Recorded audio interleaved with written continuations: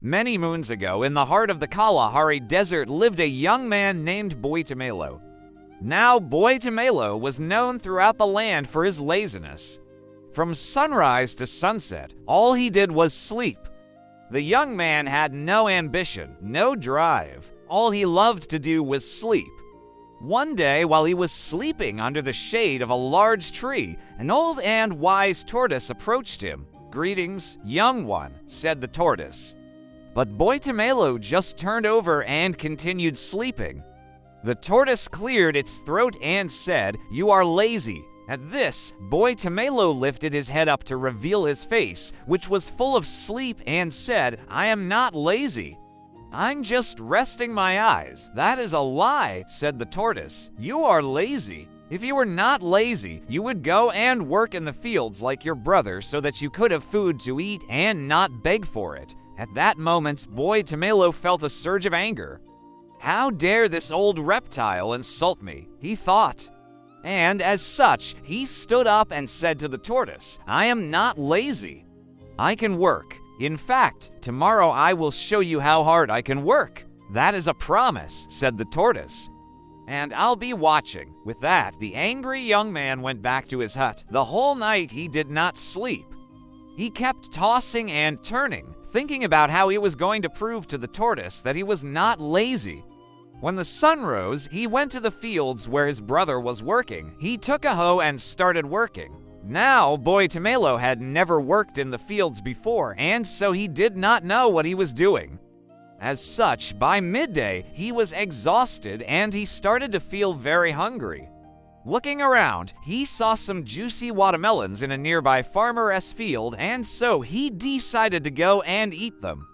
After all, he had worked hard and he needed energy to continue working. The farmer, however, saw him and shouted, "Hey, you there, get out of my field." Boitumelo ignored him and continued eating the watermelons. The farmer then ran after him, brandishing a sharp knife. This made Boitumelo run as fast as he could until he got to the river. He did not want to swim across because he was not a strong swimmer, so he started walking along the riverbank. As he walked, he came across a small hut, and seeing that no one was outside, he went in and sat on a nearby stool. Just then, the owner of the hut entered, and seeing Boitumelo sitting on her stool, she asked, "Who are you?" "My name is Boitumelo, and I'm looking for a place to hide from a farmer. He is trying to kill me because I ate some of his watermelons." The woman looked at him and said, "You are lazy. No wonder you are not known in the village. If you were hardworking, people would know you." She then told him about how her daughter had been taken away by a crocodile, and she was going to the river to collect water hyacinths to make a trap to catch the crocodile. She asked Boitumelo to go with her, saying that maybe he could scare the crocodile away. Of course, Boitumelo agreed. When they got to the river, the old woman started collecting the water hyacinths while Boitumelo sat on the bank and waited. Soon, the crocodile emerged from the water. It was the biggest crocodile Boitumelo had ever seen. He was so scared he could not even scream. The crocodile slowly approached him and opened its big jaws as if to devour him. It was so scary. But just then, the old woman shouted, "Hey, crocodile, I'm your mother, and I want to know who has been stealing my water hyacinths." The crocodile immediately closed its mouth and said, "It was not me, mother. You must be mistaken." The crocodile knew the old woman was a witch, and so it did not want to disobey her.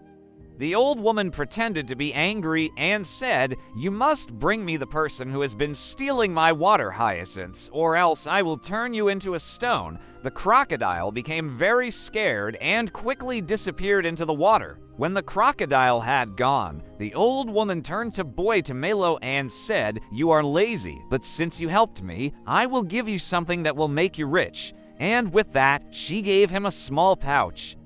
"Take this pouch to the chief," she said, "and you will get whatever you want." Boitumelo did as he was told, and upon reaching the chief, he received an audience. "I want to be the chief," he said, and so he became the chief without working for it. And to date, he remains the laziest chief in the land, but he is rich.